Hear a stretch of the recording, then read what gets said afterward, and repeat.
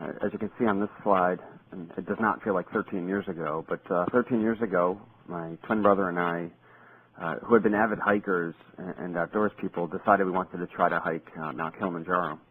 As we looked into it, we did some research, determined that almost 80% of people who tried to summit the mountain, which is about 20,000 feet, did not make it, required significant preparation and execution.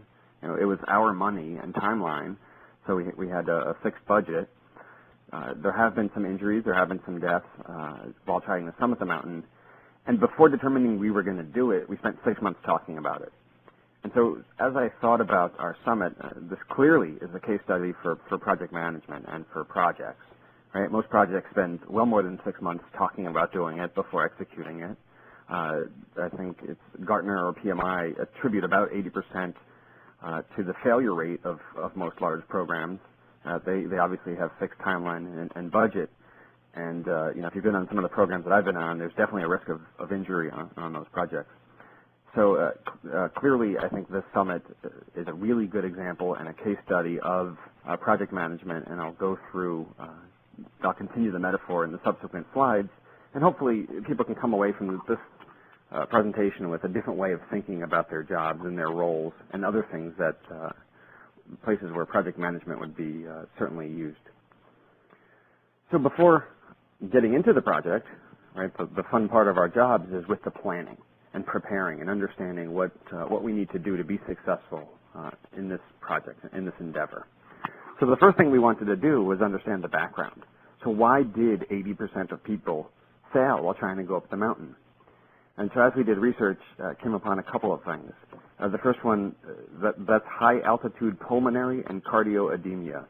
Essentially, either your lungs or your brain fill up with fluid if you ascend too fast up in altitude.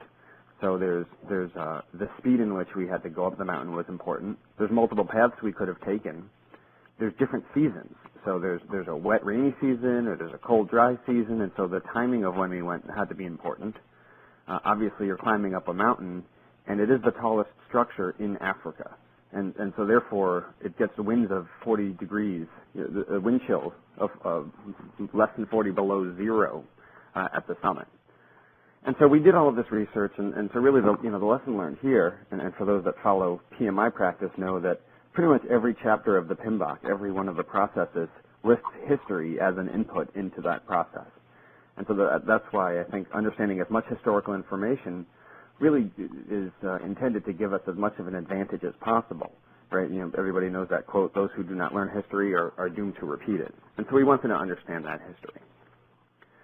So then we went out and wanted to figure out some experts. Well, you know, I've never climbed Mount Kilimanjaro, and the highest thing I had climbed before then was about 10,000 feet, which is half of the height.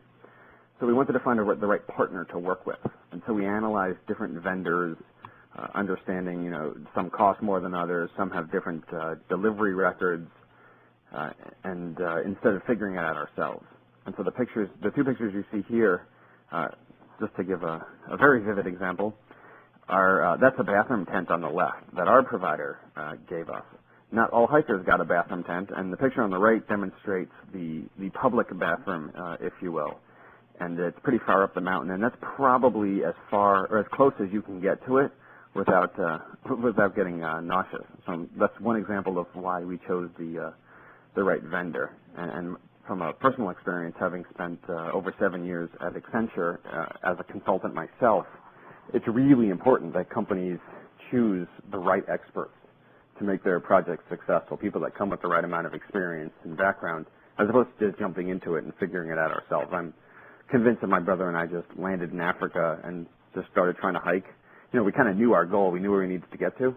I'm convinced there's no way we would have made it. So having the right partner was very important to us. So then obviously, we're project managers. We needed a plan.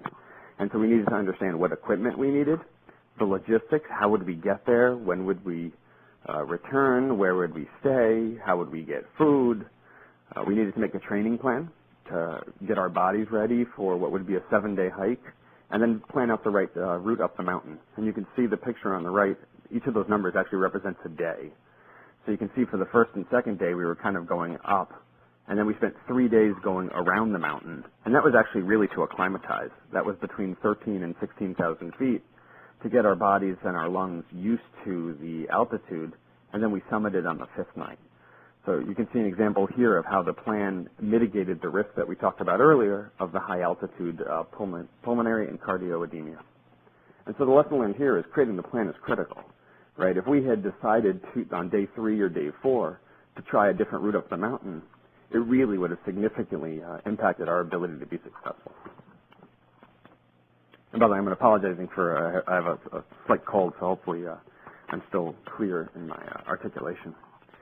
The next thing we needed to do was define our roles, very important roles and responsibilities. There are certain things that we wanted to do. We knew we were going to hike. We knew we were going to climb. There are certain things we didn't want to do. I didn't want to have to worry about how I was going to get food or water.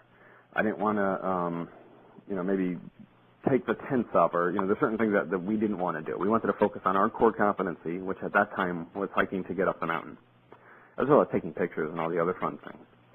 So therefore, in the relationship that we had with our partner, we had guides, we had porters, and we had cooks that helped us in our team to get up the mountain. And similarly to the jobs that we have, companies don't have the resources to specialize in every technology field. As I mentioned when I started, my company is a healthcare company. We provide medical and health insurance to individuals. We're not an IT shop. So in the area that I work in, there's a lot of places where we use specialized vendors for specific technologies, because that's not the core competency of the company that I work for. So in this case, it was an important example of using our vendor for the core competency that they're good at, and then we focused on our goal, which was climbing up the mountain.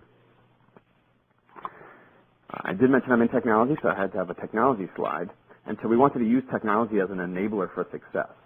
And whether that was having the right boots that I ordered from Canada because they had a certain amount of insulation that would have handled the cold wind that I talked about at the summit.